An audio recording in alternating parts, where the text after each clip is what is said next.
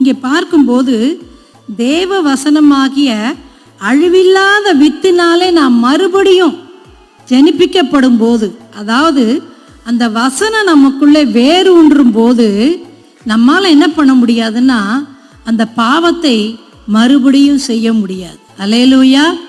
நம்மை பரிசுத்தமாக்குகிற கர்த்தர் இப்படித்தான் வசனத்தினாலே நம்மை பரிசுத்தமாக்குகிறார்.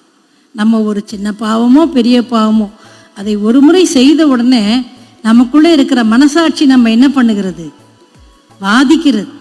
மனசாட்சி சொல்லும், நீ தப்பு பண்ணிட்ட, நீ பாவம் பண்ணிட்ட, நீ பொய் சொல்லிட்ட, நீ இந்த காரியம் கர்த்தருக்கு பிரியமில்லாத செஞ்சிட்டேன்னு சொல்லும்போது வசனம் என்ன பண்ணும்னா நம்மோடு இடைப்படும். அந்த வசனம் இடைப்படும் போது நாம் என்ன பண்ணுவோம்னா அந்த பாவத்தை மறுபடியும் செய்யாதபடிக்கு கர்த்தருடைய வசனத்தினாலே பரிசுத்தமாக்கப்பட்டவர்களாக மாறுவோம்.